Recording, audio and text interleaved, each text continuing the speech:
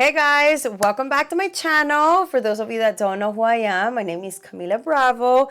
Welcome. I hope you enjoyed this video and you find it informative. Don't forget to subscribe, give this video a thumbs up, and follow me on my Instagram and TikTok, where I post most of my makeup tutorials, makeup tips and tricks, and a little bit of lifestyle.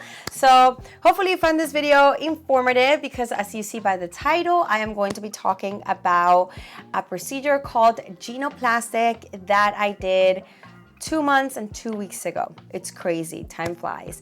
I wanted to feel fully ready to talk about it because it is a long recovery, and I really wanted to share my full experience and feel full recovered and really share all of my input, and hopefully it helps you make your best decision. So with that being said, I do want to make a disclaimer that I am not a doctor. You definitely should check your specialist that can give you a consultation, check you out, see your concerns, see the results that you want, because everybody's different and everybody's looking for something different. So I just hope this video is informative, because when I went to do this procedure, I couldn't find a video that shared the experience, what to expect, you know, like the recovery process, a more patient experience. It was more like a doctor telling you like what the procedure was, like what Genioplastic was, which is something that I'm gonna cover just in a second. So without further ado, let's begin this video. First, let's talk about how did I end up getting a Genioplastic, because some of you are probably new and don't follow me along on Instagram or here on YouTube, and I'm gonna make this long story short. I had something called a weak chin. I was told by a doctor and was suggested I do filler to start with to see if I liked the results after, you know, getting a little bit of filler on my chin and getting that projection, because I had a weak projection. So I didn't have an even profile. I had my chin was kind of dented on the side. So I had like, it was, instead of going like this, it was more like this. My explanation. I'm gonna leave a picture right here so you guys know exactly what I'm talking about. But when you looked at me from the front, it wasn't that obvious, but when you looked at me from the side, you can really tell that I was missing a little bit of chin. I was missing a little bit of that projection. So I started with filler because I wanted to see what the results would look like before I did something permanent, because once you do something permanent, or even if you do the implant or why not, like to go back, it gets a little tedious. So, and I will suggest this, please do filler if you're thinking about doing anything on your face, because filler dissolves, and if you don't like the results, you just don't do the permanent procedure and you just move on with your life. You don't have to worry about it. And you can also keep doing filler, but that's a little pricey. So I did it twice and I love the results. So I decided to do my research. I asked around and was recommended to a doctor that is specialized in jaw and reconstruction surgery. So I was like, oh my God, okay, I have to talk to this guy. I did a consultation, and funny thing, I was always into, okay, I'm gonna get an implant, because I seen that in the US, they promote a lot the implant. I didn't even know Genioplastic existed until I talked to my doctor. And he said, when I talked to him and I told him my concern, as soon as I said, you know, I'm looking to do the implant, he said, absolutely not. I don't do the implant. I don't recommend the implant, because the implant over time, it can move. And also I have removed so many implants when people don't want them anymore. And sometimes they do get stuck on the bone, and yeah, it's a mess. So I don't do that. What I do is something called a Genioplastic. And I was like, oh my God, what is that? He told me about it, but I said, okay, I'll get back to you. And I went and did my research. So now I'm gonna talk about what Genioplastic is. To dumb it down, honestly, I don't know any medical terminology, so bear with me, okay? I am explaining this like I am going to explain a friend, which is in my dumb it down vocabulary or my weak vocabulary. Anyway, So what genoplastic is pretty much, I'm going to share first this image so you guys can see and I can explain a little bit better. So what genoplastic is a procedure that is done through your mouth, so through here. Okay, that's one. And they work with your bone. So they break your bone, as you see in this picture, and they push it forward to create projection. Because the bone is stay in place is with 2 screws, kind of like when you get a root canal that you get screws, pretty much the same thing, but it's on your chin. Nobody would ever know. That's the great part about it. With genoplastic, you would never know because everything is done through the inside. For the implant, they do an incision right down here. They put the implant and they create that projection forward, and you know, they have different sizing. With the bone, they can go as far as they want, as back as they want. They can also fix the sides, literally change your face shape. That is the beauty of the genoplastic. They can really go in and change your face structure. Once I did my research, I was like, you know what?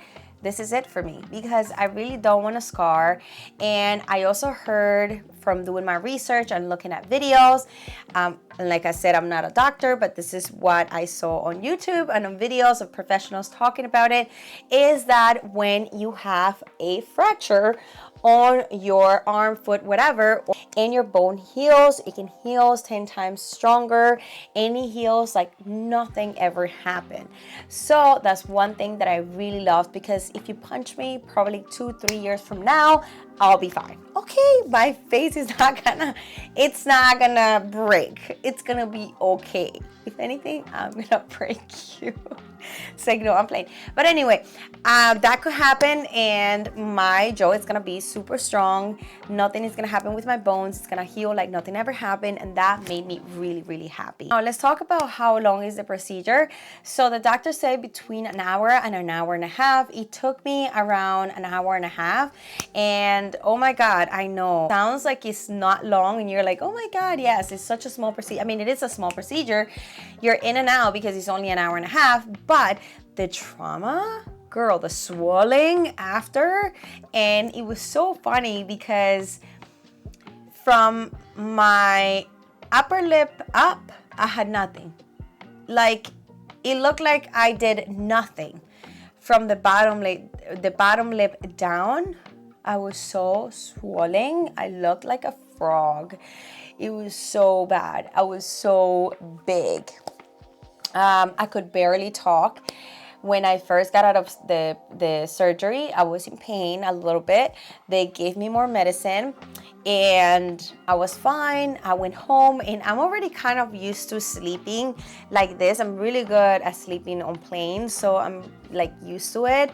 The good thing is like you're breathing normal, so that helps you sleep really well, unless you breathe through the mouth. But other than that, you can sleep pretty much good.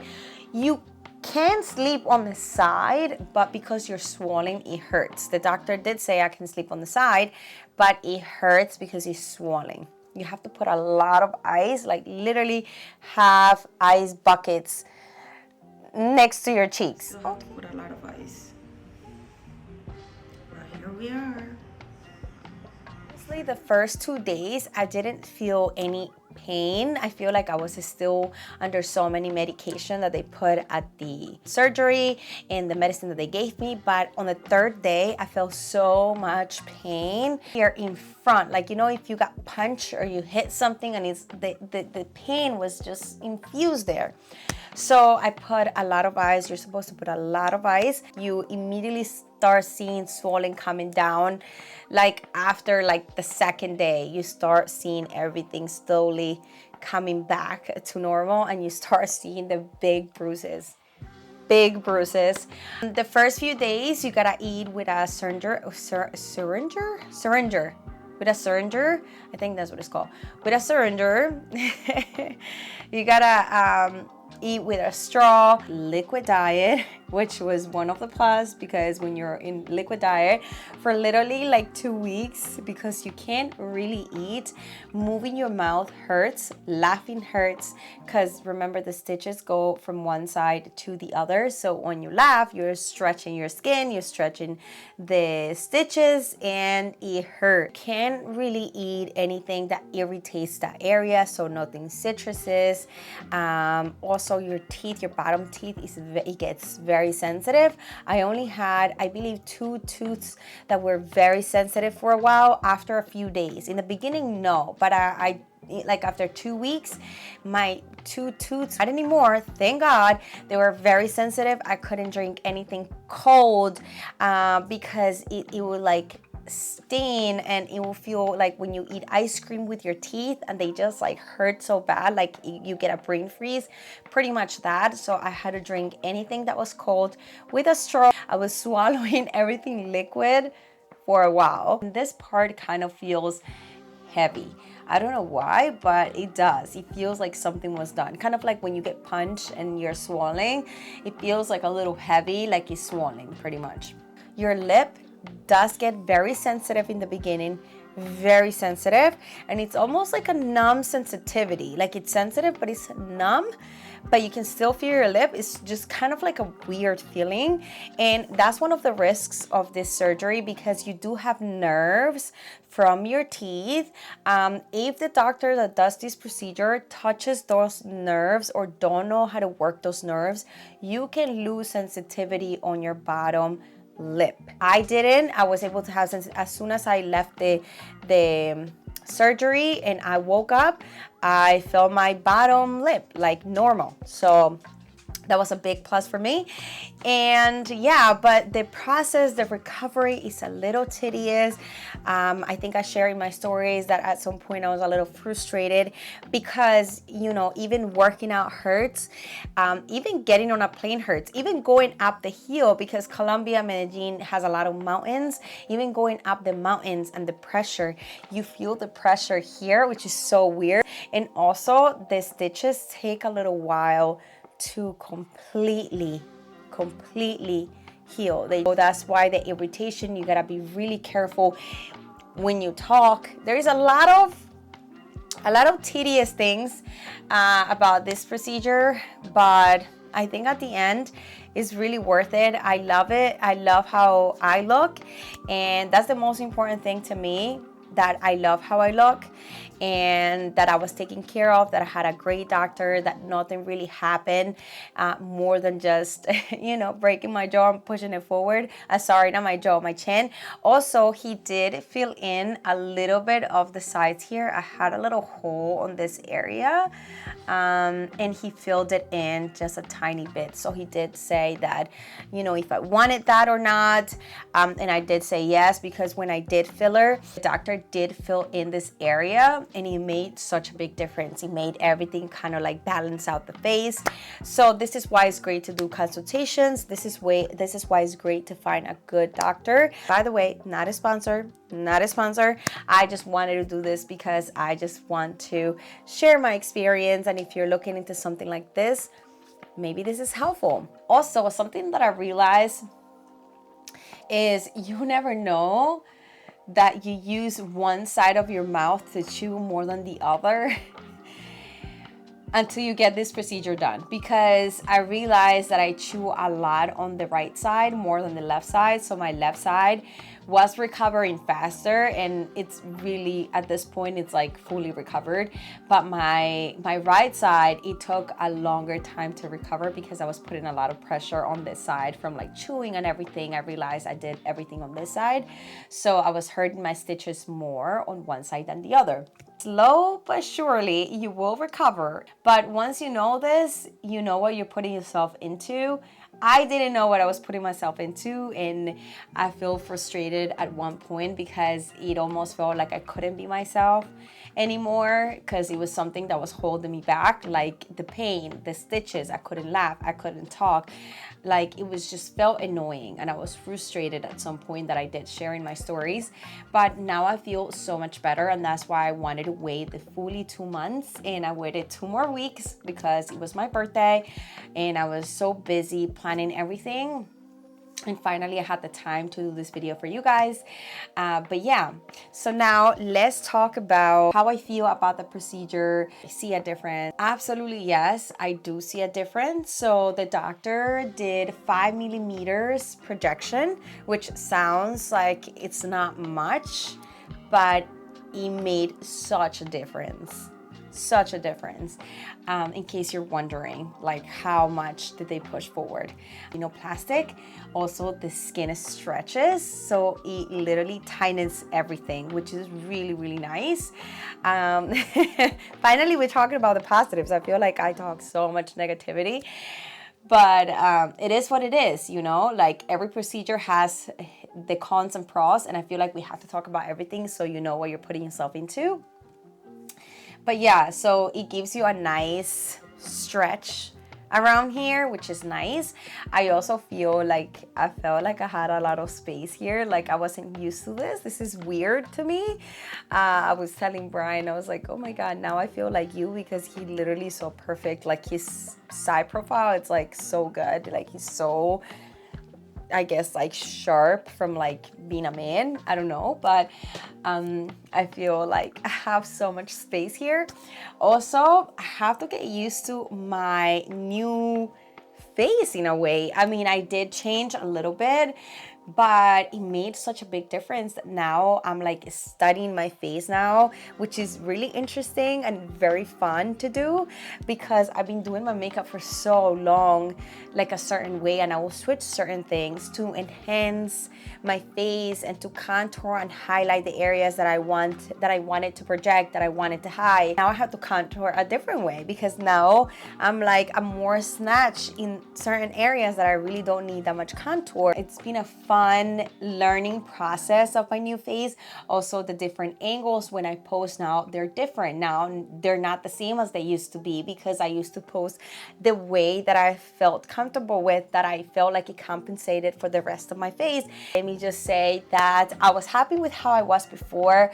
I loved how I looked. I was confident, and even though I wasn't like I just knew it was something like wrong with my chin, and I had that weak chin and that little issue.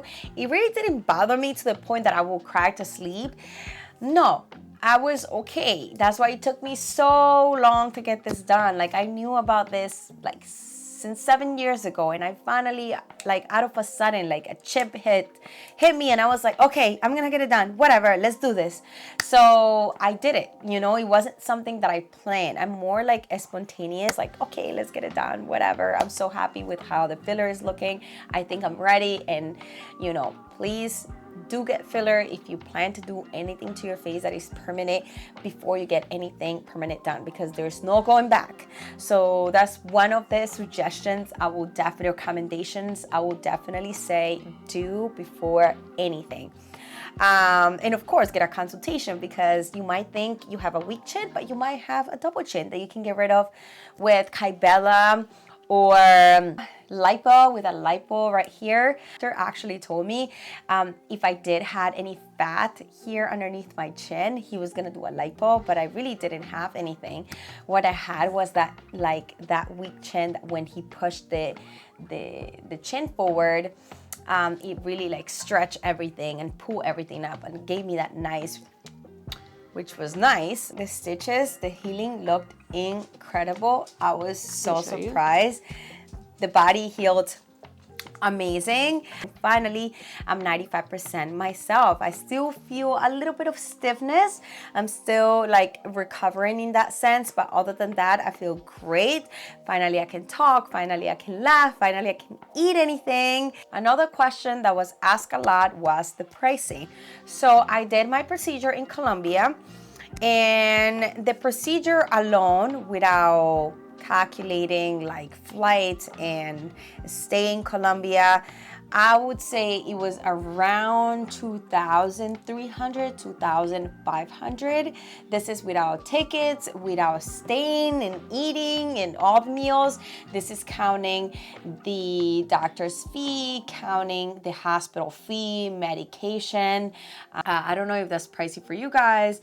I mean, for me, it was something that I wanted to get done, so I was like, take my money. I actually got a quote from a doctor here for an implant, and they were charging me $3,000. So imagine for the implant that you're not put to sleep like fully, you're just local anesthesia and they do everything right there with you watching. It was $3,000 and I did everything with like full anesthesia, you know, 6 doctors taking care of me, like a whole thing for 2,300, 2,500. I think it was pretty reasonable, and I had one of the best doctors in my city. So I will say, please, when you go to foreign countries, don't look for the cheapest and don't look for, you know, the most Instagrammable profile that you see on social media, because doctors can alter these pictures. Doctors can put whatever they want. I am always like very hesitant of those doctors that have Instagrams. The doctor that did my procedure doesn't even have an Instagram. He was recommended by my rhinoplasty doctor that did my rhinoplasty 7 years ago, and he was highly recommended. He's actually one of the top doctors in my city, and I did a consultation. I love the before and afters that he sent me, so I decided to go with him, because for me, it's not about like Instagram and a number. For me, it's more about, you know, the work and the experience that they have. Sometimes experience is more valuable than an Instagram profile, because they can alter those pictures. And also check out reviews and check out testimonies. That's why for me it's important to make this video, because it's gonna help you make the best decision if Genioplastic is the procedure for you. And now that you know all the pros and cons and the tedious process and the recovery process, now you know, is this for me, or the implant is for me, you know, like, or maybe just filler is for me and I don't want to go through all that stuff. For me, I didn't want to keep doing filler. I wanted to stop.